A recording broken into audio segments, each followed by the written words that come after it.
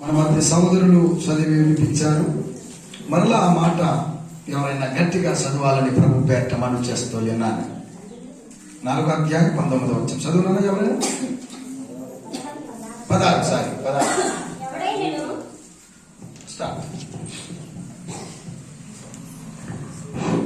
ఎవడైనను క్రీస్తుడైనందుకు బాధ అనుభవించిన ఎడల అతడు సిగ్గుపడక ఆ పేరును బట్టియే దేవుని మహిమపరచవలెను. చిన్న ప్రార్థన చేసుకుందాం. పరిశుద్ధమైన తండ్రి, జీవాధిపతి అయిన దేవానికి స్తోత్రాలు. నీ ప్రియ కుమారుడు యేసుక్రీస్తు నామములో ప్రార్థన చేస్తున్నాం. ఈ చదువుబడిన మూలవాక్యము ద్వారా మీరు నాతో మాతో అందరితో మాట్లాడమని యేసుక్రీస్తు నామములో ప్రార్థించడానికి వేడుకుంటున్నాము తండ్రి, ఆమేన్. ఆరాధనకు కూడా వచ్చిన మీ అందరికీ క్రీస్తు నామములో శుభములు తెలియజేస్తూ ఉన్నాను. మంచిది ప్రియులారా, ఇప్పుడు మన సహోదరులు చదివి వినిపించిన మూలవాక్యంలో నుండి మనం కొన్ని మాటలు మనం నేర్చుకుందాం. అపోస్తలుడైన పేతురు గారు రాసిన మొదటి పత్రిక 4వ అధ్యాయం 16వ వచనములో ఈ విధంగా రాయబడి ఉన్నది: ఎవడైనను క్రైస్తవుడైనందుకు బాధ అనుభవించిన యెడల అతడు సిగ్గుపడక ఆ పేరును బట్టియే దేవుని మహిమపరచవలెను. ఎవడైనను క్రైస్తవుడైనందుకు. బైబిల్ గ్రంథంలో క్రైస్తవులు, క్రైస్తవుడు, క్రైస్తవ అనే పదాలు నాకు దొరికింది 3 చోట్ల దొరకాయి ప్రతి నిబంధనలో. క్రైస్తవుడు, క్రైస్తవుని, క్రైస్తవుడైనందుకు అనే పదాలు, క్రైస్తవ అనే పదాలు 3 దగ్గరే నాకు దొరికాయి. బైబిల్ 10 సార్లు చదివి ముగించాను. ఇది 11వ ఆదికాండం నుండి ప్రారంభించాను. నాకు ఇంకా ఎక్కడైనా ఉందేమో ఐడియా లేదు. నాకు తెలిసిన మాటలు 3 చోట్ల ఉన్నాయి. అది చూద్దాం. అపోస్తల కార్యములు 11వ అధ్యాయం 26వ వచనం చదవండి ప్రియులారా.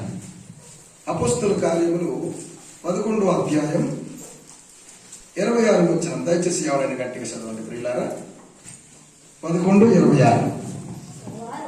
వారు కలిసి 1 సంవత్సరము బోధించి సంఘములో ఉండి బహుజనులకు వాక్యమును బోధించి మొదట అంత్యోకియాలో శిష్యులు క్రైస్తవులు అనబడి దేవునికి స్తోత్రం. ఇది మొదటిసారిగా నాకు దొరికిన మాట. క్రైస్తవులు మొట్టమొదటిసారి క్రైస్తవులు అనబడిన సంఘం ఏదంటే అంత్యోకియా సంఘం. రెండవదిగా అపోస్తల కార్యములు 26వ అధ్యాయం 28వ వచనం. అపోస్తల కార్యములు 26వ అధ్యాయం 28వ వచనం దయచేసి చదవండమ్మా. అందుకు అగ్రిప్ప ఎంత సులభముగా నన్ను క్రైస్తవుని అనే పదం వచ్చిందా, క్రైస్తవుని చెయ్యి చూసుచున్నావే అని పౌలుతో చెప్పాను. ఇది 2వ మాట దొరికింది. 3వ మాట మీరు ఇప్పుడు చదువున్నారు. ఎవడైనను క్రైస్తవుడైనందుకు. పేతురు పత్రిక 1వ అధ్యాయం 4వ అధ్యాయం 16వ వచనంలో మీరు చదువాలి. ఇప్పుడు ఎవడైనను క్రైస్తవుడైనందుకు బాధ అనుభవించిన అనే మాట ఉంది. క్రైస్తవుడైనందుకు. ప్రియులారా, అపోస్తలుడైన పేతురు గారు ఈ మాట ప్రత్యేకంగా రాస్తున్నాడు అని అంటే ఆ కాలంలో ఉన్న క్రైస్తవులైన వారు తప్పనిసరిగా బాధ అనుభవించారు. అంతేకాదు సిగ్గు కలిగించే మాటలు కూడా అన్నారు. ఎందుకు అపోస్తలుడైన పౌలు గారు ఈ మాట పేతురు గారు రాస్తున్నారంటే, ఆ కాలంలో ప్రతి వారు క్రైస్తవుని నామాన్ని తృణీకార భావంతో చూసేవారు. క్రైస్తవుడు అంటే చిన్న చూపుగా చూశారు. క్రైస్తవుడు అంటే తక్కువ చూపుగా చూశారు. అప్పట్లో క్రైస్తవులు చాలా వరకు పేదవారు. అసలు చిన్న చూపు చూడడం గల కారణం ఏంటంటే, క్రైస్తవులైన వారు చాలా పేదవారు నమ్ముకున్నారు. ప్రారంభంలో పేదవారు, తృణీకరింపబడిన వారు, సమాజంలో గుర్తింపు లేని వారు. మాసోదన్య సంఘం గురించి చూస్తే నిరుపేదలు అనే మాట ఉంది. నిరుపేదలు అంటే వారికి ఇల్లు కూడా ఉండదు. అటువంటి వారు ఎవరు నమ్ముకున్నారు? దేవుని నమ్ముకున్నారు. చిన్నవారు, బీదవారు. నేను జాతుల గురించి మాట్లాడటం లేదు కానండి, ధనము పేదరికం గురించి మాట్లాడుతున్నాను. ధనం లేని వారు, బీదలైన వారు మొదట ప్రభు నమ్ముకున్నారు. దేవునికి స్తోత్రం. అందులో ప్రభు నమ్ముకున్న వారిలో ఒకరింట్లో పనిచేస్తూ ఉంటే బానిస అన్నారు. డబ్బులు ఇచ్చి కొని ధనవంతుల ఇంట్లో పనిచేయడం అన్నమాట. యజమానుడు ఏం చెప్తాడు అదే విన్నా. బానిసలు కూడా ప్రభు నమ్ముకున్నారు. దేవునికి స్తోత్రం. బానిసలు దేవుని నమ్ముకున్నారు, మీదువారు దేవుని నమ్ముకున్నారు. అట్టడుగు స్థితిలో దిగజారిన దారిద్ర్య రేఖకు కింద స్థాయిలో ఉన్నవారు మొట్టమొదటిసారిగా ప్రభు నమ్ముకున్న కారణాన్ని బట్టి క్రైస్తవుడని చెప్పుకోవడానికి ప్రజలు సిగ్గుపడ్డారు. క్రైస్తవులు అని పిలిపించుకోవడానికి అప్పటి కాలంలో ఉన్న క్రైస్తవులు ఇబ్బందిగా ఫీల్ అయ్యారు.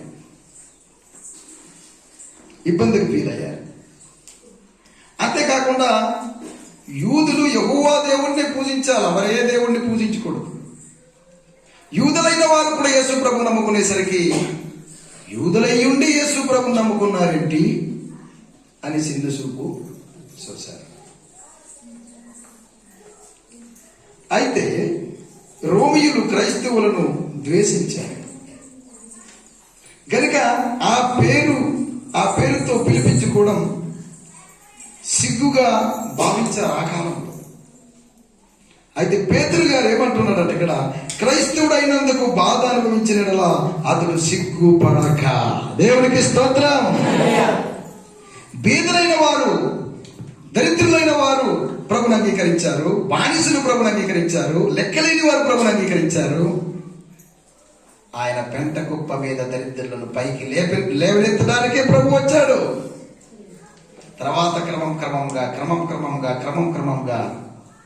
రాజులు నమ్ముకున్నారు. మీకు తెలుసు కదా, దానియేలు గ్రంథంలో నెమ్మదిగా చక్రవర్తులు నమ్ముకున్నారు. ఏ భేదం లేదు. ఇప్పుడు ప్రభుని అంగీకరించిన వారు, ఎప్పుడిస్తున్న వారు, అన్ని జాతుల వారు ఉన్నారు, అన్ని తరగతుల వారు ఉన్నారు. Praise the Lord. కొంతమంది అయితే బ్రాహ్మణ్స్ కూడా ఉన్నారు. పాస్టర్ బ్రాహ్మణ్స్ కూడా కొంతమంది ఉన్నారు.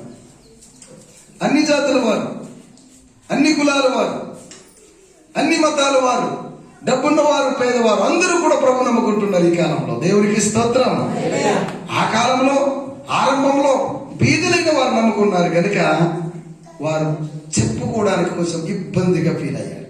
కానీ పౌలు గారు ఏమన్నారో తెలుసా? చదవండి ఇప్పుడు 16వ వచనం.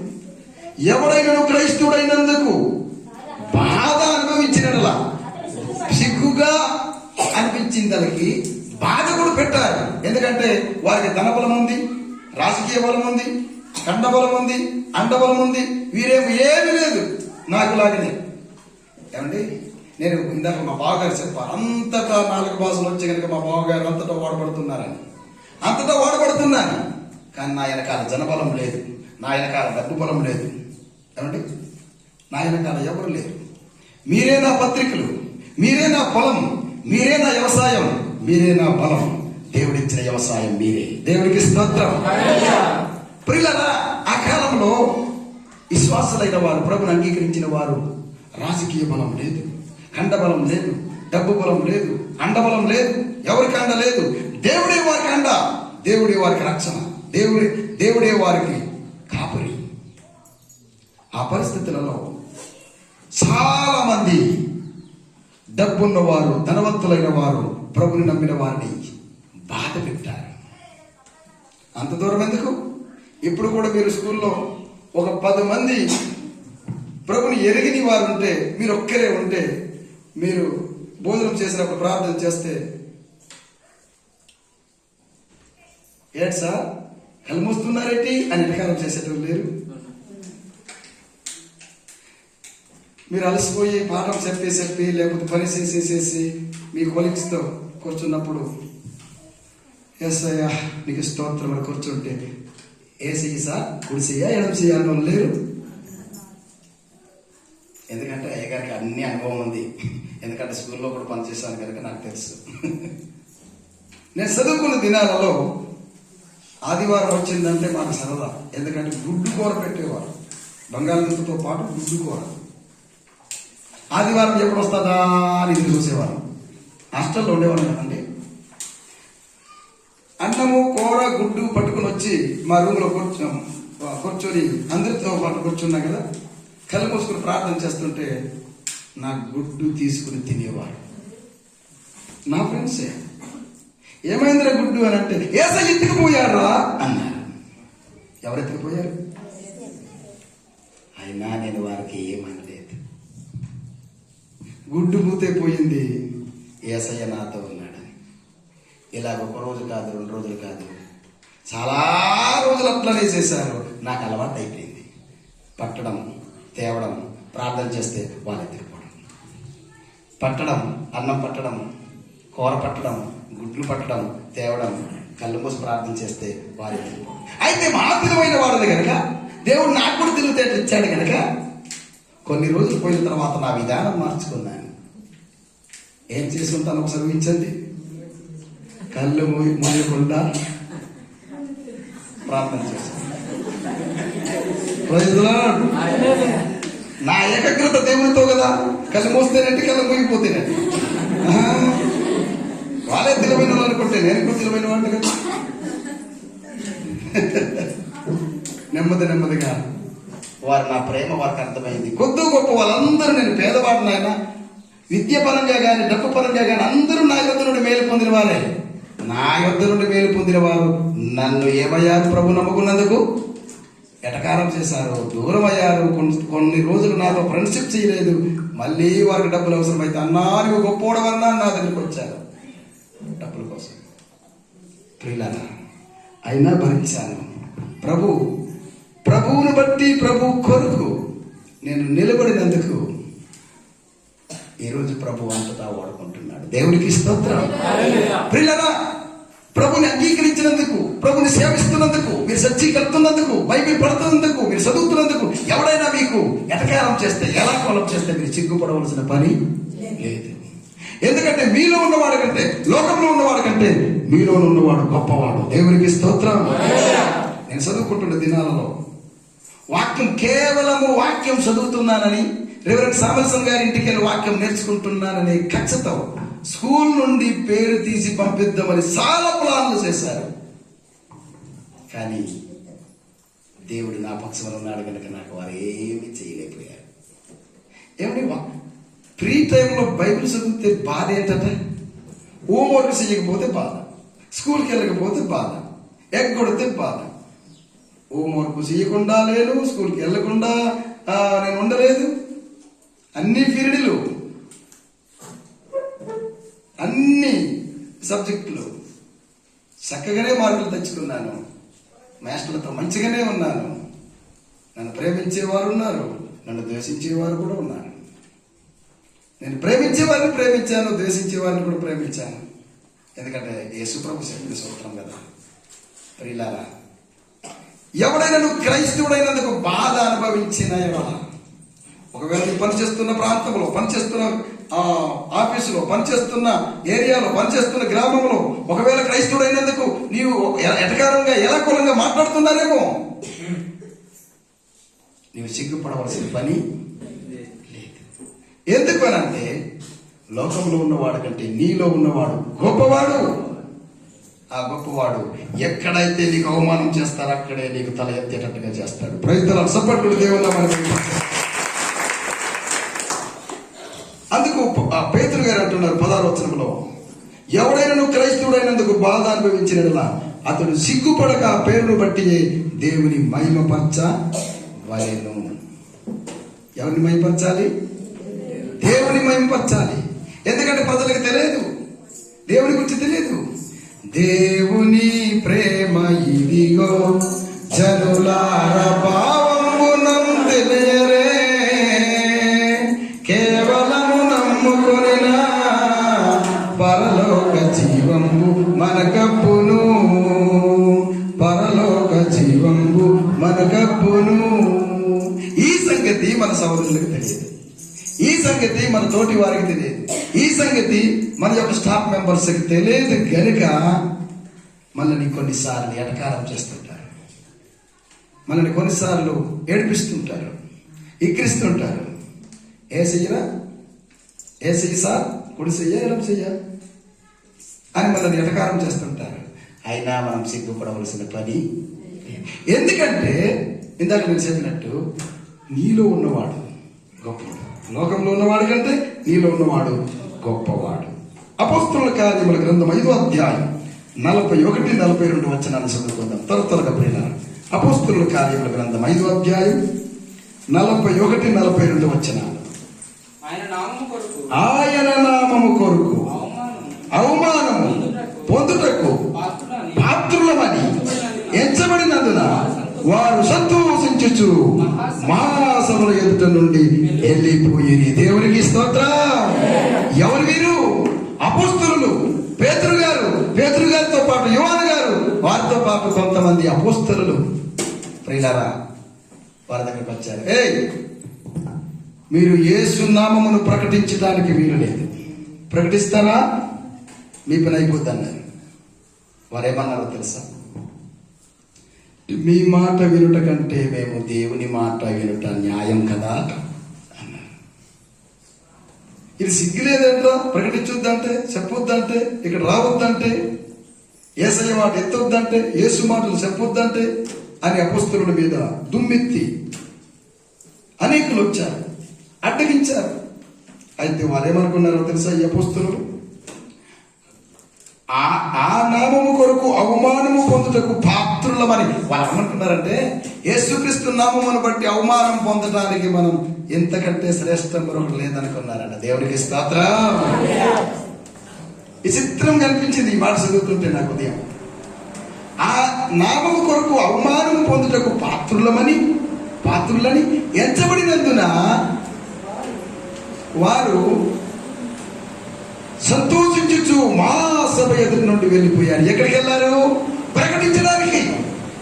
ఇదిగో మేము చెప్తున్నాం సీరియస్ గా, మీరు ప్రకటించడానికి ఇల్లేదు, యేసు మాట ఎత్తడానికి ఇల్లేదు, కూడుకోవడానికి ఇల్లేదు, పత్రిక పంచడానికి ఇల్లేదు. ఏంటి అంత మీ ఇష్టం అయిపోయిందా అని వారిని బెదిరించారు. అంతేకాదు కొట్టారు కూడా, అవమానం చేశారు. అయితే వారు ధైర్యంగా ఉండి సంతోషించారు. సంతోషించి ఏం చేస్తున్నారు? 42 వచ్చింది. ప్రతిదినము దేవాలయంలోను ఇంటింట మానక బోధించుచు యేసే క్రీస్తుని ప్రకటించుచు. దేవునికి స్తోత్రం. చప్పట్లు కూడా దేవుని నామమున పరిచయం. దేవాలయంలో బోధించారు, ఇంటింటికి వెళ్ళి బోధించారు. ఎందుకు వారు బాధలో సంతోషించారు? ఎందుకు బెదిరింపులు వచ్చిన వారు ఆగలేదు? ఎందుకు ఎదిరింపులు వచ్చిన వారికి ఆగలేదు? అంతే ప్రియులారా, దేవునితో సరైన సంబంధం కలిగి ప్రభుని యేసుక్రీస్తును ప్రేమించటం ద్వారా జీవితానికి, ప్రవర్తనకు ఎంతో మార్పు కలిగింది వీరికి. ఒకప్పుడు వీరు బ్రతుకులు బాగలేదు, ఒకప్పుడు వీరి జీవితాలు బాగలేదు, ఒకప్పుడు వీరు లోకంలో పాపులుగా జీవించిన వారు క్రీస్తు పిలుపుని బట్టి పవిత్రులయ్యారు, ప్రభు దగ్గరికి వచ్చారు, శిష్యులయ్యారు, గొప్పవారయ్యారు. దేవునికి స్తోత్రం. ఈ రోజు బైబిల్ పట్టి ప్రసంగిస్తున్న ప్రతి ప్రసంగికుడు గొప్పవాడేమి కాదు. ఒకప్పుడు దొంగ, ఒకప్పుడు దోసుకున్నవాడు, ఒకప్పుడు రేపిస్టి, ఒకప్పుడు వ్యభిచారం చేసిన వాడు దేవుని వాక్యం విన్న తర్వాత, మారు మనసు పొందిన తర్వాత, పశ్చాత్తాపడిన తర్వాత బైబిల్ బట్టి గొప్ప సేవలు చేస్తున్నారు. దేవునికి స్తోత్రం. కొంతమంది, అందరూ కాదు, కొంతమంది. ఒకసారి యూట్యూబ్ లో విన్నాను, ఇతడు రౌడీ సీటర్ అండి, అతను ఎట్లా పాస్టర్ అవుతాడు ఒక ఆయన మాట్లాడుతున్నాడు. అఫ్కోర్స్ ఒకప్పుడు రౌడీ సీటర్ కావచ్చు. ఆ రౌడీ సీటర్ దగ్గర దేవుని వాక్యం వెళ్ళింది. దేవుని వాక్యం వెళ్ళేసరికి అతను చేస్తున్నది తప్పు అని తెలుసుకున్నాడు, ప్రభుని నమ్ముకున్నాడు. రాత్రి చీకటి కాలంలో దొంగతనం చేసిన వాడు చీకటిలో వెలుగును వెలిగింపజేయడానికి వీధికి సువార్త ప్రకటిస్తున్నాడు. ప్రయోజనంలో లోకం ఎలాసి వస్తుంది అంటే, తాగినా పర్వాలేదు, తిరిగినా పర్వాలేదు, 10 మంది పురుషులు భార్యలు పాడు చేసినా పర్వాలేదు, కానీ యేసు ప్రభు దేవుడని మాత్రం చెప్పతే ఒప్పుకో. యేసు ప్రభు నమ్ముకున్నాను, నా జీవితం మారింది అని అంటే 10 మంది వచ్చి కూడిపోయి లేకపోయిన మాటలు అనేస్తారు. ఒకప్పుడు నేను తాగాను, ఇప్పుడు నేను దేవుని మా కృపను బట్టి త్రాగుడు మానేశాను అంటే ఎటకారం చేస్తాను. ఒకప్పుడు పక్కింటి వారి భార్యని నేను పాడు చేశాను, అసలు నేను లెక్క చేయలేదు అని సాక్ష్యం చెప్పతే, అరే నువ్వు అలాగే ఉండాలి, ఎందుకు మారిపోయావు అనే లోకం ఇది. ఒక పాపిష్టి మనిషి మారాలని సంతోషించాలి మానవుడిగా. ఒక రేపిస్టుడు మారాలని సంతోషించాలి. ఒక తాగిపోతు మారాలని సంతోషించాలి. ఒక తిరిగిపోతు మారాలని సంతోషించాలి. ప్రియులారా, సంతోషించేది పోయి ఏం చేస్తారు? ఎటకారం చేస్తారు, అడ్డు పెడతారు, ఆటంకం చేస్తారు, గోలు పెడతారు. ప్రియులారా, దేవుని బిడ్డలారా, దేవునితో సరైన సంబంధం కలిగి ప్రభుని యేసుక్రీస్తును ప్రేమించడం ద్వారా జీవితానికి ప్రవర్తనకు ఎంతో మార్పు కలుగుతుంది. అలాంటి వారు అవమానాన్నైనా అపకీర్తినైనా కూడా ఆనందంగా భావిస్తారు. ఒకప్పుడు నా జీవితం బాగలేదు, ప్రభు నమ్మక ముందు, ఇప్పుడు నా జీవితం బాగుపడింది, నేను అవమానమైనా రెడీగా ఉంటాను. Praise the Lord. ఎంతో మంది బైబిల్ పట్టినటువంటి వారు, కొంతమంది వారిలో పోలీస్ స్టేషన్కి వెళ్ళి అరెస్ట్ అయిపోయి పోలీసులతో విపరీతమైన దెబ్బలు కాసి, దొంగతనం చేసినప్పుడు దెబ్బలు కాసి అరెస్ట్ అయ్యి కాలు చేతులు ఇరుగొట్టిన సందర్భాలు ఉండి ఉండవచ్చు. వారు దేవుని మాటలు విని ప్రభుని నమ్ముకున్న తర్వాత ప్రభు మాటలు చెప్తుంటే ఏమంటారో తెలుసా? నీవు కూడా అందులో దిగిపోయావేంట్రా, నీవు కూడా అందులో దిగిపోయావేంట్రా. ఇందులో దొంగతనంలో దిగిపోయినప్పుడు నీకు నొప్పి రాలేదు. దొంగతనం చేసి పోలీసుల చేతిలో చెక్కి చట్టపరంగా వ్యతిరేకమైన పనులు చేసినందుకు అరెస్ట్ చేసినప్పుడు ఈ మనిషికి రాలేదు. యేసు ప్రభు నమ్మి భక్తిగా జీవించి గుడికి వెళ్తున్నందుకు, బైబిల్ చదువుతున్నందుకు, భక్తిగా జీవిస్తున్నందుకు నీవు కూడా అందులో దిగిపోయావేంట్రా అన్నాడు. ఎందులో? అందులో దిగిపోయావేంట్రా అన్నాడు. ప్రియులారా, ఇది దిగేది కాదు, వెళ్ళేది కాదు, ఇది అంగీకరించేది. యేసు ప్రభును క్రైస్తవ్యంలో దిగేది కాదు, వెళ్ళేది కాదు, క్రీస్తును అంగీకరించటం. ప్రియులారా, క్రైస్తవుడైనందుకు బాధ అనుభవిస్తే ఎవరు కూడా విసిగిపడవద్దు. ఆ నామమును బట్టి దేవుని స్తుతించండి. Praise the lord. ఈరేం చేస్తున్నారు? ఇంటింట ప్రతి దినము దేవాలయంలో 5వ అధ్యాయం 42 వచ్చిన అపోస్తల కార్యం, దేవాలయంలోనూ ఇంటింట మానక బోధించుచు యేసే క్రీస్తుని ప్రకటించు. ఎక్కడెక్కడ తిరిగారు వారు? గురువు గారు ఎక్కడెక్కడ తిరిగారు అక్కడక్కడే తిరుగుతున్నారు. వీళ్ళు కూడా లూకా సువార్త 8వ అధ్యాయం 1వ వచనం, 8వ అధ్యాయం 1వ వచనం. వారు గురువు గారు ఎక్కడెక్కడ తిరిగారో చూడండి. దేవుని సేవ కొరకు వెంటనే ఆయన దేవుని రాజ్య సువార్తను తెలుపుచు ప్రకటించుచు ప్రతి పట్టణంలోను ప్రతి గ్రామంలోను సంచారము చేయుచుండగా, దేవునికి స్తోత్రం. యేసు ప్రభువు ఎక్కడెక్కడ తిరిగారు? పట్టణంలో తిరిగారు, గ్రామంలో తిరిగారు. Praise the Lord. పట్టణంలో సువార్త ప్రకటించాడు, గ్రామంలో సువార్త ప్రకటించాడు. యేసు ప్రభువు వారి శిష్యులు కూడా అదే చేశారు. పట్టణంలో ప్రకటించారు, గ్రామాలలో ప్రకటించారు.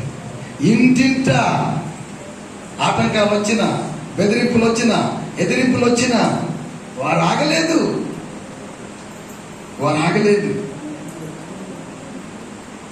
అపోస్తలుల కార్యములు 14వ అధ్యాయం 19వ వచనం 20వ వచనం చదవండి పిల్లలు. 14వ అధ్యాయం 19 చదవండి. అంతియోకియా నుండి ఇకోనియా నుండి యూదులు వచ్చి జనసమూహంలోను తమ పక్షముగా చేసుకుని పౌలు మీద రాళ్ళు రువి అతడు చనిపోయానని అనుకుని పట్టణం వెలుపలికి అతన్ని ఈడ్చిరి. ఇతడు ఎవడు అనకూడదు. ఎవరు? అపోస్తలుడు. ఈ సౌలుగా ఉన్నప్పుడు ఏం పని చేసేవాడు? శిష్యులను బెదిరించేవాడు. క్రైస్తవుని తీసుకెళ్లి లాక్కుని వెళ్ళి అరెస్ట్ చేసి చంపడానికి కూడా అధికారం పొందాడు. అలాంటి వ్యక్తిని ప్రభు ఏం చేశాడు? పట్టుకున్నాడు. దేవునికి స్తోత్రం. ప్రభు ఆయనకు మారు మనసు దయచేశాడు, జ్ఞానోదయం కలిగజేశాడు. రాజులు ఎదుట, అన్యజనులు ఎదుట ఒక సాక్షిగా నిల్చోబెట్టేస్తాను, కమాన్ నా పరిచయకి రా అన్నాడు. ఉన్న విద్యను పక్కకు పెట్టేశాడు, ఉన్న అధికారం పక్కకు పెట్టేశాడు, ఉన్నదంతా కూడా పెంటగా ఎంచి సువార్త ప్రకటనకు బయలుదేరి వాక్యం ఇదులు చెప్తుంటే పుట్టింది మొదలుకుని ఒక కుంటివాడు, పుట్టినది మొదలుకుని ఒక కుంటివాడు ఉన్నాడు. వాక్యం చెప్తుంటే వింటున్నాడు, ఆసక్తిగా వింటున్నాడు. ఇతడు విశ్వాసం ఉందని గ్రహించి నీకు బాగుపడాలని ఉందా అన్నాడు. స్వస్థత పొందగొచ్చున్నావు అని అంటే సంతోషంగా విన్నాడు, సంతోషంగా వచ్చాడు. లేచి నడువు అన్నాడు పౌలు గారు. నడిశాడు. అది చూసినటువంటి వారు, లుస్త్రాలో ఉన్న వారు అందరూ కూడా వీరు మామూలు వాళ్ళు కాదు, వీరు దేవతలు, మనం పూజిస్తున్న దేవతలు, దేవుని మనం పూజిస్తున్న దేవుళ్ళే మనుషుల్లాగా వచ్చారు అని పూజ చేయడానికి ప్రారంభించారు. వచ్చారు, అందరూ దండలు తెచ్చారు, పూజ సామాగ్రి అంతా తెచ్చారు. బర్నాబా గారికి పౌలు గారికి పూజ చేద్దామని. అప్పుడు వారు అంటారు, అయ్యా మీరు అంత పని చేయకండి, మేము మీలాంటి నరులమే. ఏ దేవుడైతే ఆకాశమును భూమిని సముద్రమును కలుగజేశాడు ఆ దేవుని వైపు మీరు తిరగండి. మేము దేవుళ్ళం కాము, దేవతలం కాము, సజీవుడైన క్రీస్తుని మేము ప్రకటిస్తున్నామన్నారు. దేవునికి స్తోత్రం. సపటి కొట్టి దేవుళ్ళమని వైపు చాలా మంది నమ్ముకున్నారు, చాలా మంది నమ్ముకున్నారు. అనేకులు ప్రభుని విశ్వసించారు. అంతవరకు బాగానే ఉంది, సంతోషించాలి ఈ సువార్థికులు కూడా. కానీ 19వ వచనం దగ్గరకు వచ్చేసరికి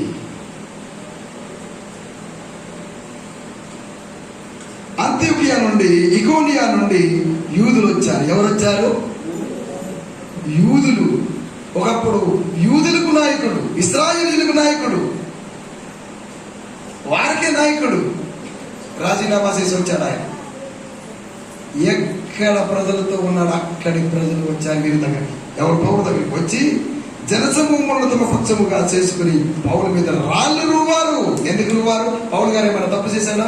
మానభంగం చేశాడా? వ్యభిచారం చేశాడా? ఎవరు భార్యనైనా ఉంచుకున్నాడా? లేదు. సువార్తను ప్రకటిస్తున్నాడు, అనేకులు నమ్ముకుంటున్నారు అనే ఖర్చుతో పౌలు గారి మీద రాళ్ళు రువ్వితే ఏమైంది ప్రియులారా?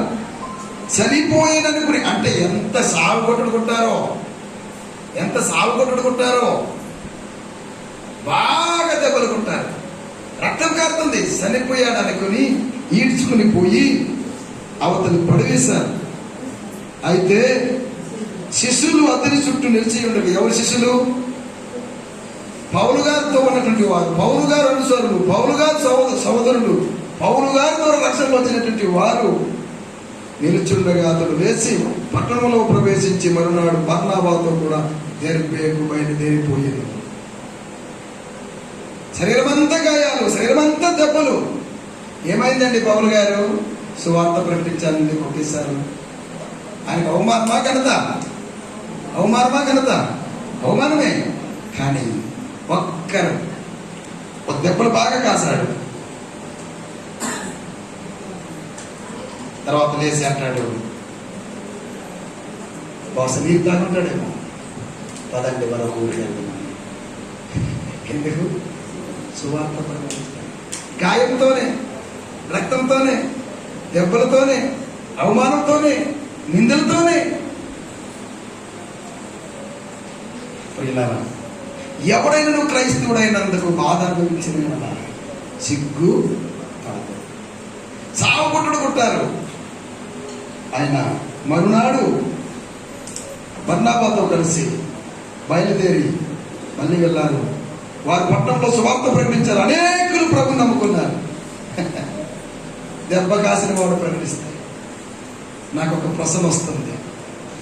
పౌలు గారు వాక్యం చెప్పినప్పుడు రక్షింపబడిన వారు ఉన్నవారు, పౌలు గారు దెబ్బ కాసిన, మాట కాసిన నిలవబడ్డారు, పౌలు గారితో నిలవబడ్డారు.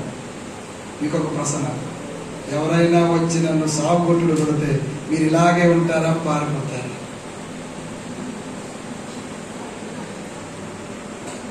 నాకు తెలుసు. ఎవర్రా మా పాస్టర్ గారి మీద చేతులు వేసుకుంటే తోడు తీస్తా, మరి మీరు కత్తులు తీస్తారు. నాకు తెలుసు. అసలు నన్ను చంపడానికి వచ్చినప్పుడు ఇక్కడ వస్తే ఆడు వచ్చి వస్తాడు. నాకు తెలుసు. కానీ మీరు అలా చేయకూడదు. మీరు అలా చేయకూడదు. ఎందుకంటే బైబిల్లో ఉంది, హింసించే వారి కొరకు మీరు ప్రార్థన చేయాలి.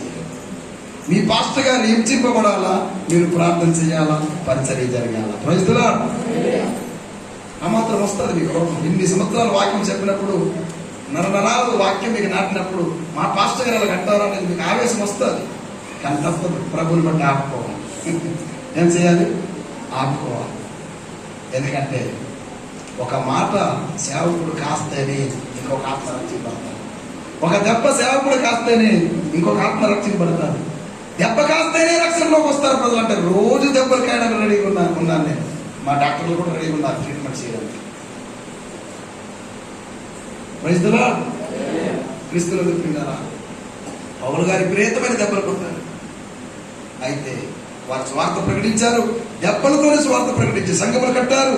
అంతేకాకుండా వారు అంటున్నారు కదా, 22 వచనం, శిష్యులు మనసులను దృఢపరిచి విశ్వాసమందు నిలకడగా ఉండవలనని. అసలు దెబ్బ కాసిన వారు, దెబ్బ కాయని వారు వెళ్ళి బలపరచాలి కదా. దెబ్బ కాసిన పౌలు గారి దగ్గరికి వెళ్ళి, అయ్యా నీ వెనకాల మేము ఉన్నాం, నీ భయపడవద్దు, దేవుడు ఉన్నాడు అని ఎవరనాలా? దెబ్బ కాయని వారు వెళ్ళి బలపరచాలి. ఎవరికి? పౌలు గారికి. దెబ్బ కాసినోడు వచ్చి ఏమంటున్నాడు? వారికి తిరిగి బలపరుస్తున్నాడు. దేవునికి స్తోత్రం. వారు బలపరిచి స్థిరపరిచి వారు ఏమంటున్నారంటే, అనేక శ్రమలను అనుభవించి మనము దేవుని రాజ్యంలో ప్రవేశింపవలనని వారిని హెచ్చరించారు. దేవునికి స్తోత్రం. అనేక శ్రమలు క్రీస్తులో ఉంటే అనేక శ్రమలు ప్రియులారా. నిజంగా సేవ చేసిన వాడు సంతోషంగా ఉండలేడు. నిజంగా పరిచర్య చేసిన వాడు వాడికి డబ్బులు ఉండవు. నిజంగా పరిచర్య చేసిన వాడు పెట్రోల్ ఉండదు. నిజంగా పరిచర్య చేసిన వాడు ఆత్మలో సంతోషిస్తాడు, కానీ శారీరకంగా బాగా బాగా బాగా సిక్కుంటాడు.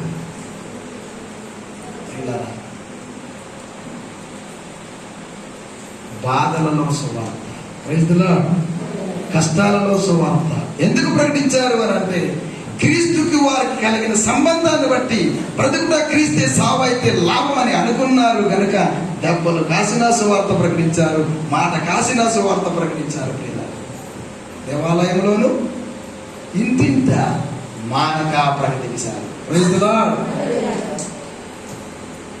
ఎవడైనా నువ్వు క్రైస్తవుడైనందుకు ఈ దిన మన అంశం పెట్టుంటే సిగ్గుపడకూడదు. దేనికి సిగ్గుపడాలా? దొంగతనం చేస్తే సిగ్గుపడాలా? ఎవరు భార్య ఉంచుకుంటే సిగ్గుపడాలా? ఎవరు ధనం దోసుకుంటే సిగ్గుపడాలా?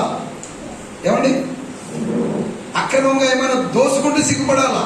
వ్యభిచారం చేసేటోడు సిగ్గు లేదు, దొంగతనం చేసేటోడు సిగ్గుపడ్డు, ఒకరి భార్యను అక్రమంగా ఉంచుకున్నోడు ఒకరి భర్తను అక్రమంగా ఉంచుకున్నామే సిగ్గుపడదు. కేవలం ప్రభుని నమ్ముకున్నది నీవెందుకు సిగ్గుపడుతున్నావు? ఒకడు నాతో అన్నాడు, నీకు అసలు సిగ్గు లేదు అన్నాడు. నేను ఉద్యోగం వదిలేసి వచ్చానని ఎవరో చెప్పారు, నాకు తెలియదు, ఆడ నాకు పరిచయం లేదు. నీకు సిగ్గు లేదు, ఉద్యోగం వదిలేసి పత్రికలు పంచుకుంటూ పోతున్నావు అన్నా. ఆ కొత్తడు నాకు తెలియదు. నేనన్నాను వాడితో నవ్వుతూ, నా సిగ్గు ఎప్పుడో విడిచిపెట్టేసాను చిన్నప్పుడు. ఎప్పుడైతే నేను వస్త్రీనంగా ఉన్న స్థితిలో నుండి మా అమ్మ నాకు 2 రూపాయలు జనియామికిని నాకు ధరింపజేసిందో అప్పుడే నా సిగ్గుపోయింది. ప్రభు కోసం నేను సిగ్గుపడను. నేను దొంగతనం చేస్తే నేను సిగ్గుపడాలి. నా పక్కింటోడు భార్య ఉంచుకుంటే నేను దొంగపడాలి. దొంగ లెక్కలు రాసి నేను ప్రభుత్వానికి నేను ఏదో మోసం చేస్తే సిగ్గుపడాలి. చట్టానికి వ్యతిరేకంగా పోతే నేను సిగ్గుపడాలి. చట్టానికి అనుగుణంగా ఉండి పరిచయం చేసినప్పుడు నేనెందుకు సిగ్గుపడాలా? రైతులా సిగ్గు లేదా అని అంటే, సిగ్గు నాకెందుకు? సిగ్గు పడవలసిన పని ఏమైనా చేశానా? చట్టానికి వ్యతిరేకమైన పని చేస్తే సిగ్గుపడాలి. నేను 2 రాజ్యాంగాలు లోపడుతున్నాను. ఒకటి బైబిల్ రాజ్యాంగాన్ని లోపడుతున్నాను, ఒకటి భారత రాజ్యాంగాన్ని లోపడుతున్నాను. క్రైస్తవుడైన వాడు 2 రాజ్యాంగాలు, ఒకటి బైబిల్ రాజ్యాంగము, ఒకటి భారత రాజ్యాంగం, 2 లోపడాలి. ఒకటి లోపడతాను, ఒకటి లోపడనంటే కుదరదు. 2 కూడా లోపడాలి. ఈ 2 నేను లోపడినప్పుడు నేను ఎందుకు సిగ్గుపడాలి? ఒకడు అన్నాడు, ఏ అధికారంతో నువ్వు ఇచ్చినవిడిగా తిరిగి నీ పత్రికలు పంచుతున్నావు అని అన్నారు. భారత రాజ్యాంగం నాకు ఇచ్చిన హక్కులు బట్టి ప్రకటిస్తున్నాను. రైతులో చాలా మందికి చట్టం గురించి తెలియదు. భారత రాజ్యాంగంలో 25 నుండి 28 అధికరణం ప్రకారం ఇక్కడికి వచ్చావు, నీకు ఇష్టం లేకపోతే వెళ్ళిపోయి ఏ మతమైనా స్వీకరించవచ్చు.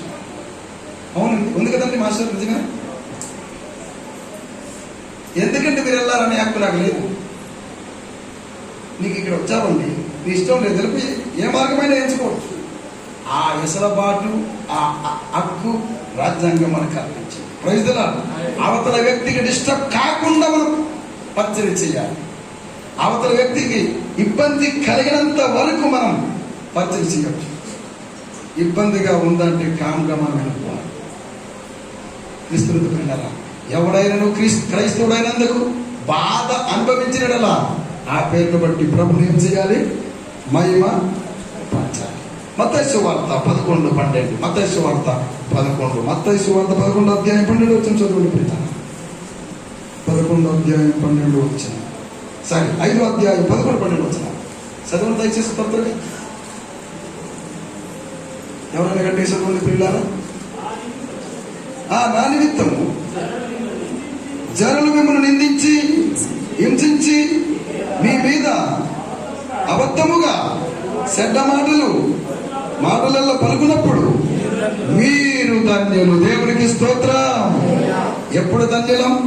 మనం యథార్థంగా ఉండి, నీతిగా ఉండి, భక్తిగా ఉండి, పవిత్రంగా ఉండి, కేవలం యేసుక్రీస్తు నామమును బట్టి మనల్ని ఎవరైనా ద్వేషిస్తే, హింసిస్తే ఒక ధన్యతగా భావించాలి. Praise the Lord. మీరు ధన్యులు. దొంగతనం చేసినప్పుడు ఎవరైనా తంతే మీరు ధన్యులు గారు. అక్రమ సంబంధం పెట్టుకున్నప్పుడు ఎవడో భర్త వచ్చి మిమ్మల్ని తంతే అది ధన్యులు గారు. ఏమండి, నాటుసారా దొంగతనంగా తీసుకున్నప్పుడు, హెచ్ఐజీ పోలీసులు పట్టుకున్నప్పుడు, అరెస్ట్ అయినప్పుడు మీరు ధన్యులు గారు. చట్టానికి వ్యతిరేకంగా చేసే పనులు చేసినప్పుడు, పోలీసులు అరెస్ట్ చేసినప్పుడు ధన్యులు గారు. ఏ తప్పిదం లేకుండా, ఏ నింద లేకుండా, కేవలం క్రీస్తు నామమును బట్టి ఎవరైనా మిమ్మల్ని ద్వేషించినా, హింసించినా, చివరికి కొట్టినా మీరు ధన్యులు. కావాలని కొట్టించుకోకండి. మళ్ళీ పాముల వలె వివేకంగా, పౌరం వలె నిష్కపటలంగా ఉండాలి. ఏమండి, ఇప్పుడు సువార్త ప్రకటించాలి, వినాయక చవితి జరుగుతుంది, అక్కడ పూజ జరుగుతుంది, అక్కడ పత్రిక ఇస్తావేంటి? అప్పుడేం చేయాలి? వివేకంతో ఓహో భక్తిలో ఉన్నారు అని నువ్వు తప్పుకుని వెళ్ళిపోవాలి. కావాలని వెళ్ళి నువ్వు ఇచ్చి నన్ను అక్కొట్టండి అంటే అది అవివేకం అయితే. అందుకే సుప్రభు కూడా ఏమన్నాడంటే, పాముల వలె వివేకంగాను, పౌరం వలె నిష్కపటలంగా.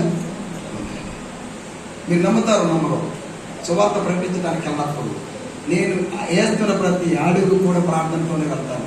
ప్రభువా, ఇదిగో తండ్రి, పలానా వ్యక్తి కనిపిస్తున్నాడు, వారికి సువార్త చెప్పాలా వద్దా? ఆత్మదేవుడు చెప్పాలి అనిపించినప్పుడు, నాకు అనిపించినప్పుడు, ఎంత పెద్దోడైనా టకాటక పరిచయం చేసుకుని రోడ్డు మీదనే పత్రిక ఇచ్చేస్తాను. పిల్లల వివేకం కావాలి. ఒకవేళ ఈ వ్యక్తి మనకు పరిచయం చేసుకోవాలంటే ఏం మాట్లాడాలి, ఇలాగ మాట్లాడాలి, ఇలాగ ఆయనతో మనల్ని పరిచయం చేసుకోవాలి, వివేకం కావాలి. పిల్లల చట్టానికి విరుద్ధమైన పనులు చేసి అరెస్ట్ అయినప్పుడు మనం ధన్యులం కాము. ఏ నింద లేకుండా, చట్టములకు అనుకూలముగా, చట్ట పరిధిలో ఉండి, అనవసరంగా మనల్ని ఎవరైనా ద్వేషిస్తే, హింసిస్తే మనం ఏమవుతామట? ధన్యులం. అబద్ధముగా చెడ్డ మాటలల్లా పలుకున్నప్పుడు, అబద్ధముగా చెడ్డ మాటలు పలుకున్నప్పుడు, యేసు ప్రభు మీదనే అబద్ధములు పలకనండి. పనికిరాని 2 సాక్షులు నిల్చోబెట్టారంట, బైబిల్లో ఉంది. మన మీదకి అబద్ధ సాక్షులు లేపడానికి ఏముంది? ఒకరు కాదు, 10 మంది అయినా లేపుతారు. కానీ యథార్థంగా ఉండి ప్రభు కోసం మనం పరిచర్యలో కానీ, ప్రభు కోసం కానీ మనం అవమానింపబడితే మనం ధన్యులం. 12 సంతోషించి ఆనందించుడి. ఈ మాట చాలా విచిత్రంగా ఉంది. సంతోషించి ఆనందించుడి, పరలోకమందు మీ ఫలం అధికమగును. ఇలాగున వారు మీకు పూర్వమందుండిన ప్రవక్తలు హింసించిరి. ఇర్మియా గారిని కూడా హింసించారు బైబిల్లో. ఇశ్రాయేల్ ప్రజలే, యూదులైన వారే, అయ్యా ఈ పని చేయకూడదు, దేవునికి ఇష్టం లేదు, ఫలానా దగ్గర వెళ్ళకూడదు, యుద్ధానికి మీరు వాడుకుంటారు అని ప్రకటిస్తే ఎప్పుడు మనకి ఇలాగే అంటాడు. ఈ ప్రవక్తని పక్కన తీసుకెళ్ళి బావిలో, నీరు లేని బావిలో పడవేశారండి ప్రవక్త గారు. ఎవరిని? ఇర్మియా గారు. ఏ నింద లేకుండా పాత నిబంధనలో చూస్తే వాళ్ళకి వెనక్కి వెళ్తే ప్రవక్త ప్రవక్తలైన వారు అనేకులు హింసింపబడ్డారు, దేశింపబడ్డారు. కానీ దేవుడు వారిని విడిచిపెట్టలేదు. ఏలియా గారి దగ్గరికి వస్తే ఆబు రాజు గారి భార్య యజబేలు రాణి ఏలియా ప్రవక్తనే అనుకున్నది. కానీ దేవుడు కాకుల ద్వారా ఆహారాన్ని సిద్ధపరిచి కాపాడుతూ వచ్చారు. రైతులో క్రీస్తునందు పిల్లరా, ప్రభు కోసం ఎవరైనా జీవిస్తే, ప్రభు కోసం ఎవరైనా బ్రతికితే, ప్రభు కోసం నిజంగా జీవించి విశ్వాసులకు కష్టాలు వస్తాయి, ఇబ్బందులు వస్తాయి. ఇదేంటి పాస్టర్ గారు ఇలాగ అంటాడు? యేసు ప్రభు దగ్గరికి వస్తే అన్ని మంచిగా జరగాలి కానీ శ్రమలు అంటాడేంటి, కష్టాలు అంటాడేంటి? ప్రియులారా, ఉన్నాయి కష్టాలు, ఉన్నాయి శ్రమలు, ఉన్నాయి బాధలు, ఉన్నాయి నిందలు. ఇదంతా కూడా నింద లేకుండా, పాపము లేకుండా, చట్ట పరిధిలో మనం ఉండి ఎవరైనా మనం విమర్శిస్తే మనం ఊపిరిగా ఉంటే జ్వరం వచ్చి చనిపోయినా పరలోకానికి వెళ్తాం. ఎవరొచ్చి మనకి దాడి చేసి చంపినా పరలోకానికి. రైతులా సంతోషించి ఆనందించండి. ఓరై వీడు క్రైస్తవుడు రా, వీడు అందులో దిగిపోయాడు అంటే, అవునరా అందులో దిగిపోవడం కాదు, లోతుకు దిగిపోయాడు రానండి. ఏమనాలా? అందులో దిగిపోయాడు ఏంటంటే, అవునరా అందులో లోతుకు దిగిపోయానండి. అప్పుడు రోగం కుదురుతుందా? క్రీస్తునందు ప్రియులారా, ఇంకొక మాట చూపిస్తాను మీకు. యోహాను సువార్త 10వ అధ్యాయం 18వ వచనం. యోహాను సువార్త 10వ అధ్యాయం 18వ వచనం. త్వరగా ప్లీజ్, త్వరగా. 10వ అధ్యాయం 18వ వచనం. లోకం మిమ్మును ద్వేషించిన యెడల మీకంటే ముందుగా ఎందుకు సంతోషించాలన్నాడు? లోకం మిమ్మును ద్వేషించిన యెడల మీకంటే ముందుగా నన్ను ద్వేషించినని మీరెరుగుదురు. సౌలు గారు బయలుదేరి వెళ్తున్నాడు ఆవేశంతో. యవనస్తుడు, ఫుల్ పవర్ఫుల్, ప్రభు యొక్క శిష్యులను బెదిరించడానికి, హత్య చేయడానికి ఏం చేస్తున్నాడు? పరిగెట్టి వెళ్తున్నాడు. దమస్కు మార్గంలో పోతున్నాడు. పత్రికలు ఇవ్వండి, వాళ్ళు లేపేస్తాను, చంపేస్తాను, యేసుప్రభు దేవుడు అంటే, యేసుప్రభు పూజిస్తే అని వార్తలు పంపించాడు. ఆయనకున్న బలంతో, ఆయనకున్న అధికారంతో, ఆయనకున్న యవనాన్ని బట్టి రెచ్చిపోయాడండి. వెళ్ళిపోయాడు. ఎక్కడికి? శిష్యులను బెదిరించడానికి, చంపడానికి. యేసుప్రభు ఇదివాలయ్యాడు. వచ్చాడు. అపోస్తలుల కార్యం 9వ అధ్యాయం 4వ వచనం. దమస్కు దగ్గరికి వచ్చాడు. అకస్మాత్తుగా ఆకాశం నుండి ఈ యొక్క వెలుగు వచ్చింది, ప్రకాశించింది. అతడు నేల మీద పడిపోయినప్పుడు అంటాడు, యేసుప్రభు అంటాడు, సౌలా సౌలా నీవేళ నన్ను హింసించుచున్నావని తనతో ఒక స్వరం పలుకుట. వాస్తవానికి సౌలు హింసించింది, బెదిరించింది, కొట్టింది ఎవరిని? యేసుప్రభునా? కాదు. యేసుప్రభుని అంగీకరించిన వారు, యేసు శిష్యులను, యేసుప్రభును ఎంబడించిన శిష్యులను, క్రైస్తవులైనటువంటి వారిని, యేసుప్రభును పూజించినటువంటి వారిని బెదిరించాడు, హింసించాడు, కొట్టాడు, బంధించాడు, అరెస్ట్ కూడా చేశాడు. కానీ యేసుప్రభు ఏమంటున్నాడు? నీవేళ నన్ను హింసించుచున్నావు. అప్పుడు అంటాడు ఈయన, ప్రభువా నీవెవడవు అన్నాడు. 5వ వచనం. అడగగా ఆయన, నేను నీవు హింసించుచున్న యేసును.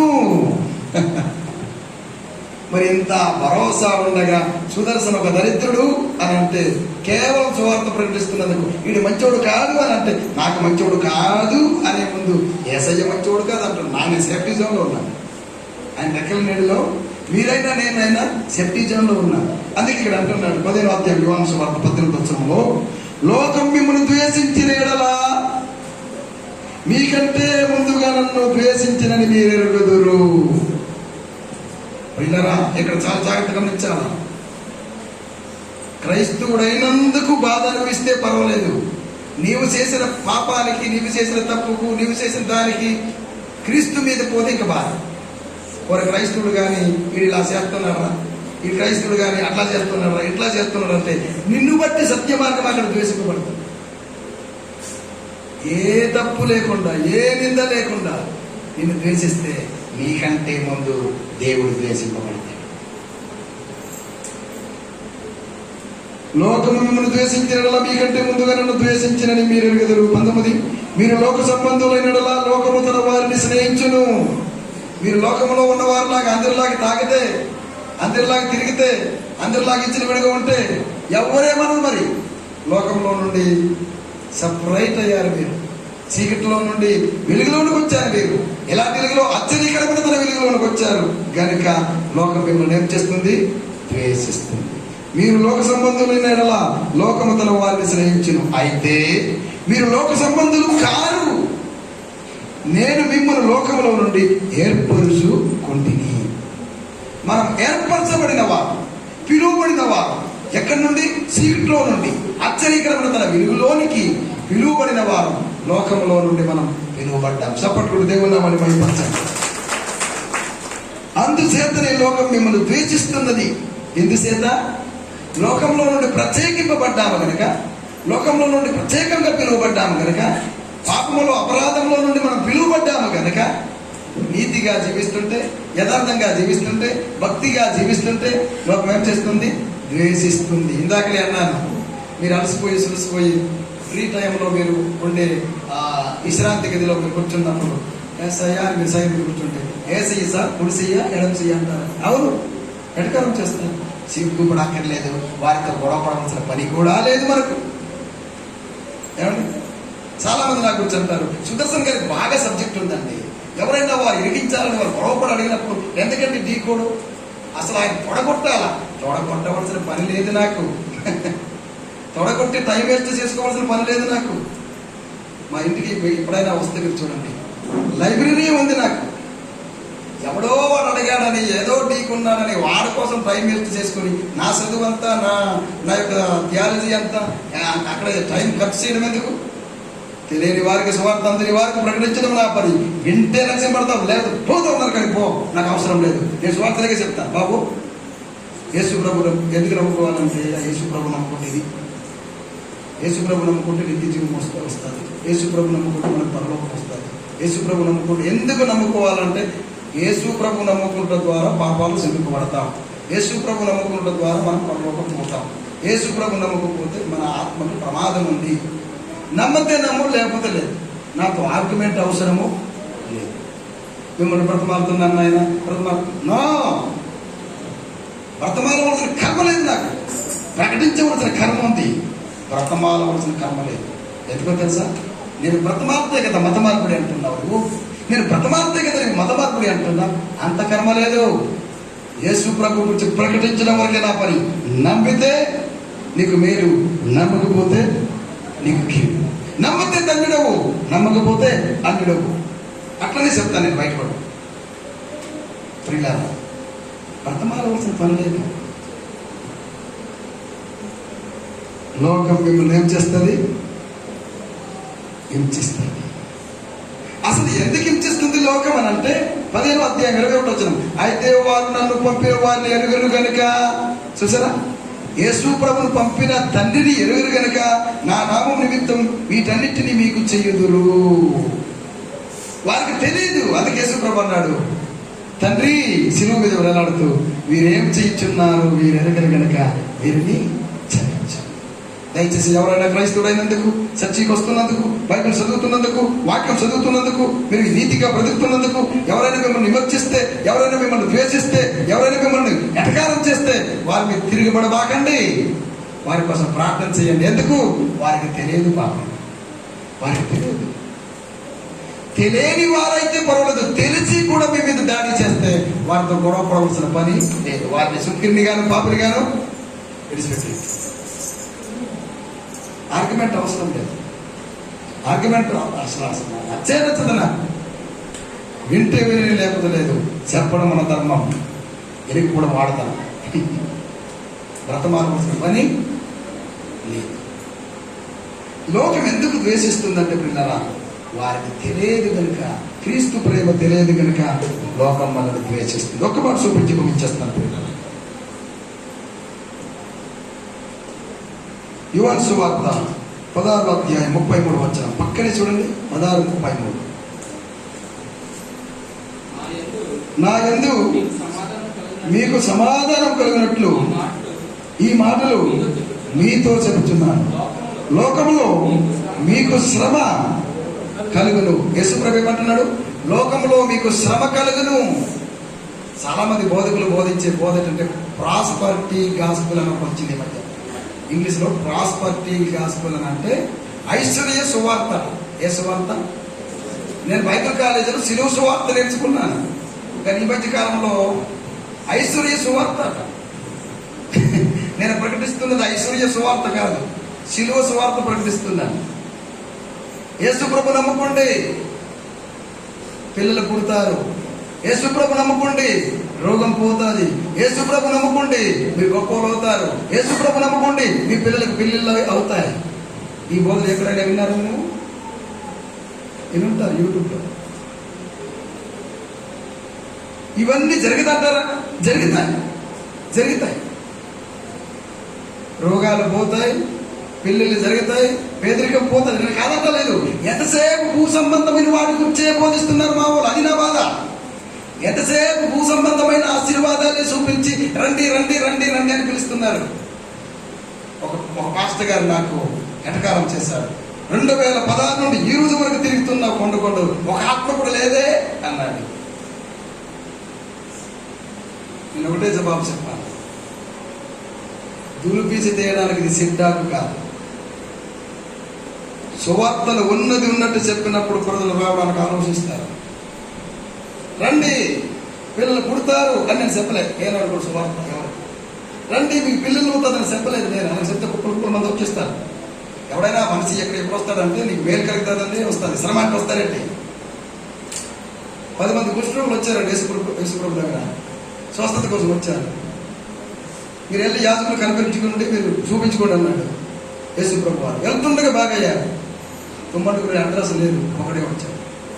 కేవలం ఆశీర్వాదాల కోసము, కేవలం పిల్లల కోసము, కేవలం పెళ్లి అవ్వాలని, కేవలం స్వస్థత కోసమే, శరీర స్వస్థత కోసమే వచ్చేటువంటి వాడు కష్టాలు వచ్చినప్పుడు నిలవలేడు, ఇబ్బందులు వచ్చినప్పుడు నిలవలేడు. యేసుప్రభు నా దేవుడు, నా కొరకు ప్రాణం పెట్టాడు, సిలువలో మరణించాడు, తిరిగి లేచాడు అని నమ్మిన వాడు కష్టం వచ్చినా, నష్టం వచ్చినా, ఇరుకు వచ్చినా, ఇబ్బంది వచ్చినా నిలబడతాడు ప్రభు కోసం. స్వస్థతలు కలగదని నేను చెప్పడం లేదు, కలుగుతాయి. మీ పిల్లలు కావని కాదు, కలుగుతాయి, అవుతాయి. వీళ్ళారా, కేవలం శరీర స్వస్థత కోసం గుడికి వెళ్ళకండి, కేవలం శరీర స్వస్థత కోసం సభలకు వెళ్ళకండి. ఏమండి, ఎంతసేపు 60-70 సంవత్సరాలు బ్రతికే కాలం కోసం, ఆశీర్వాదాల కోసం పరిగెడుతున్నారే తప్ప ఆశీర్వాదాలు ఇచ్చి దేవుణ్ణి పక్కన పెట్టేస్తున్నారు ఈ మధ్య కాలంలో. ఒక సంఘటన చదువుతాను, మన ఒక పుస్తకం చదువుతున్నాను నేను. ఒక పెద్ద ధనవంతుడు. ఏ ధనవంతుడు? పెద్ద ధనవంతుడు. కొన్ని మిలియన్లు ఉన్నాయి ఆయనకి ఆస్తిపాస్తులు. ధనము, బంగారము, వజ్రాలు, ధాన్యము, ఆయన కలిగినదంతా కూడా కొంత కొంత ముందులు పెట్టి ప్రజలందరినీ పిలిచాడట. రండి అందరూ తీసుకెళ్ళండి, మీకు ఇంత తీసుకోవాలనుకుంటారు అంత తీసుకెళ్ళండి అన్నాడట. కొంతమంది వచ్చారట, బంగారం తీసుకెళ్లారు. కొంతమంది వచ్చారట, ధాన్యం తీసుకెళ్లారు. కొంతమంది వచ్చారట, బియ్యం తీసుకెళ్లారు. కొంతమంది వచ్చారట, వజ్రాలు తీసుకున్నారు. ఏమేమి ఉన్నాయి అన్నీ ఎత్తుకుపోతున్నారు, అయినా అయిపోవడం లేదు. ఆ ధనవంతుడు అలా నిలబడ్డాడట. వస్తున్నారు తీసుకెళ్తున్నారు, వస్తున్నారు తీసుకెళ్తున్నారు. ఒక పిల్లోడు అలా నిలబడున్నాడు. అందరూ వెళ్ళిపోయారంట. ధనం కూడా మిగిలిపోయిందండి, బంగారం మిగిలిపోయింది, వజ్రాలు మిగిలిపోయినాయి. ఆ పిల్లోడు ఈ ధనవంతులో చూసుకొని ఉన్నాడు. అబ్బాయి, నీవేమున్నావు? ఇక్కడ ధనం ఉంది, అక్కడ బంగారం ఉంది, వజ్రాలు ఉన్నాయి, వస్తువులన్నీ ఉన్నాయి, తీసుకెళ్ళిపో. మీ మమ్మీ డాడీ ఇచ్చి వచ్చి కదా, లేదా తీసుకురావచ్చు కదా, మీ మమ్మీ డాడీ తీసుకెళ్ళి చెప్పడానికి వెళ్ళవచ్చు కదా అంటే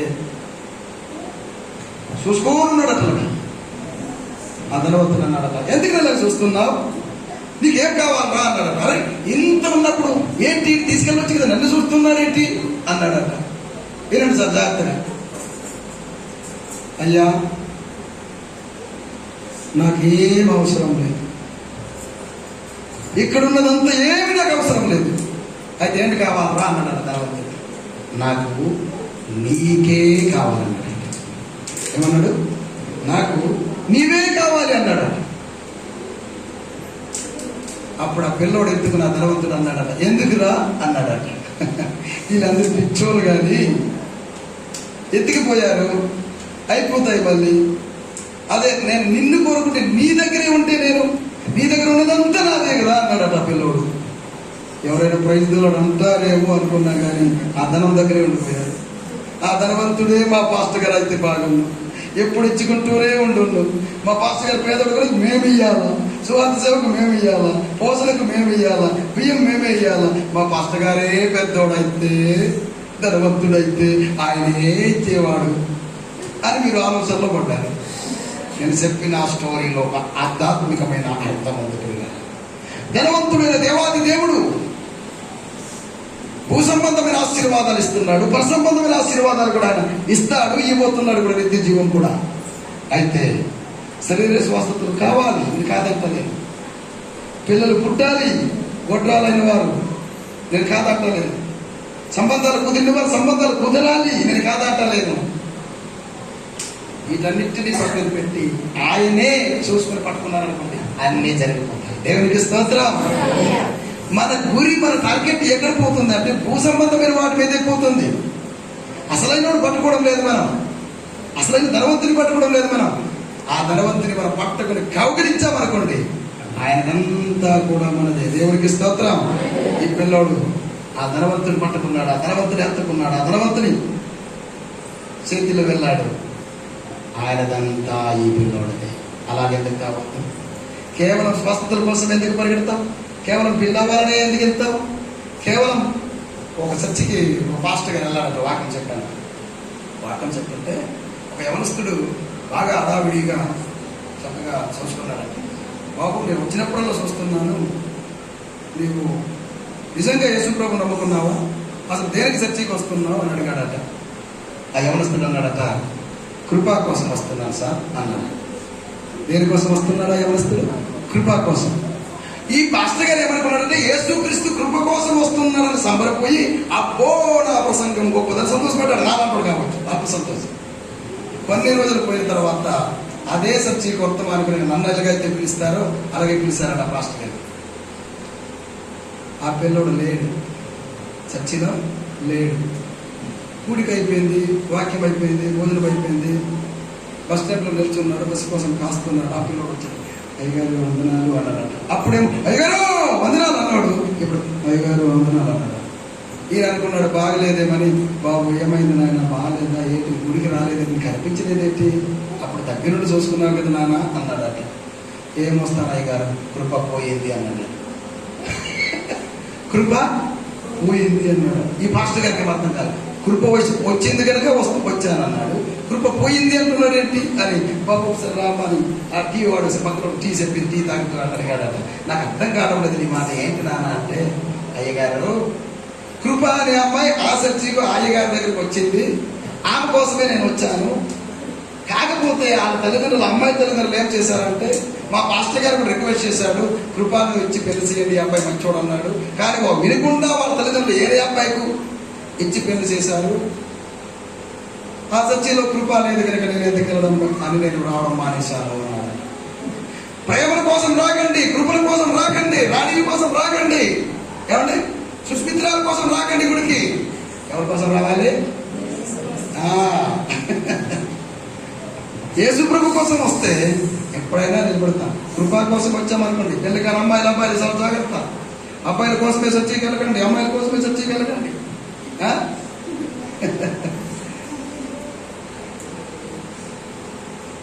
ప్రియులారా, ఎవరి కోసం వెళ్ళాలి గుడికి? ఆయన కోసం వెళ్ళాలి. కొంతమంది పాస్టర్ గారు ఏమైనా అంటారని వస్తారు. వద్దు, నేను మీ కడుపులో పుట్టినవాడు, నేనేమంటాను? దేవుడు అంటాడు మీకు. దేవుడి దగ్గరికి రండి, అప్పుడు ఆయన మీ దగ్గరకు వస్తాడు. ప్రియులారా, ప్రభు నమ్ముకున్నది కష్టాలు ఉన్నాయి, నష్టాలు ఉన్నాయి, ఇబ్బందులు ఉన్నాయి, మనకు నిందులు వస్తాయి, అవమానింపబడతాం. అయినా కానీ మనం తిరిగిపడకూడదు, వారికి బదులు మనం బాధకూడదు, ప్రభువుకు అప్పచెప్పాలా. ఎవరైనా మనల్ని ద్వేషిస్తే, క్రైస్తవుడైనందుకు ఎవరైనా అవమానం చేస్తే వారి కోసం ప్రార్థన చేయాలి తప్ప మనం ద్వేషించకూడదు. ఈ మాట దేవుడిని దీవించిన కాక ఆమేన్. అందరం లేచి నిలబడదాం, ప్రార్థన చేసుకుందాం. ఎవరైనా ద్వేషింపబడుతుంటే, ఎవరైనా హింసింపబడుతుంటే, ఎవరైనా ప్రభు కోసమే మీరు నిందలు అనుభవిస్తుంటే మీరు బాధపడదు. మీ కొరకే ఆదరణకరమైన మాట ప్రభు నాకు బయలుపరచాలి. ఒకనాడు నేను అనుభవించిన బాధ, ఒకనాడు నేను అనుభవించిన అవమానం, ఒకనాడు నేను అనుభవించిన నింద, నా బిడ్డలు కూడా ఆ విధమైన పరిస్థితులు రావచ్చేమో, వారిని బలపరచాలనే ఉద్దేశంతో ఈ మాటలు తెలియజేశారు. ఎవరైనా మీరు బయటికి వెళ్ళినప్పుడు, మీరు పనిచేస్తున్నప్పుడు ఇటువంటి పరిస్థితులలో అవమానింపబడుతుంటే, కేవలం క్రీస్తుని అంగీకరించినందుకు అవమానింపబడుతుంటే నీవు అధైర్యపడవద్దు. లోకంలో ఉన్నవాడు కంటే నీలో ఉన్నవాడు. ప్రార్థన చేసుకుందాం. పరిశుద్ధుడైన తండ్రి, జీవాధిపతివైన దేవా, నీకే స్థుతులు స్తోత్రములు ప్రభు. గొప్ప దేవుడానికి స్తోత్రం. ఈ లోకంలో నీకు శ్రమ అంటున్నావు తండ్రి.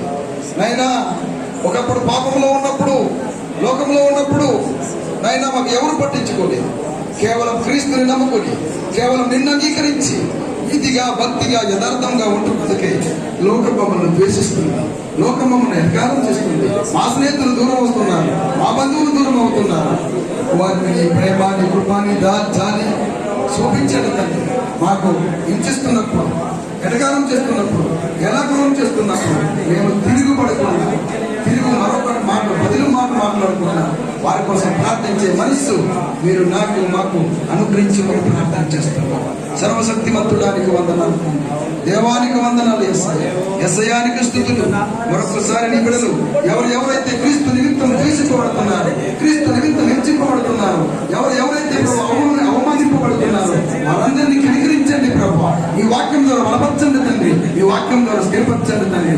ఎవరైతే ద్వేషిస్తున్నారో, ఎవరైతే హింసిస్తున్నారో, ఎవరైతే ఎటకారం చేస్తున్నారో వారిని మారు మనసు దయచేయండి. మీ సన్మార్గంలో నడిపించమని యేసుక్రీస్తు నామములో ప్రార్థించారు వేడుకుంటున్నాము తండ్రి. ఆమేన్. ఆమేన్. దేవుడు మీకు దీవించను గాక. దయచేసి కూర్చోండి.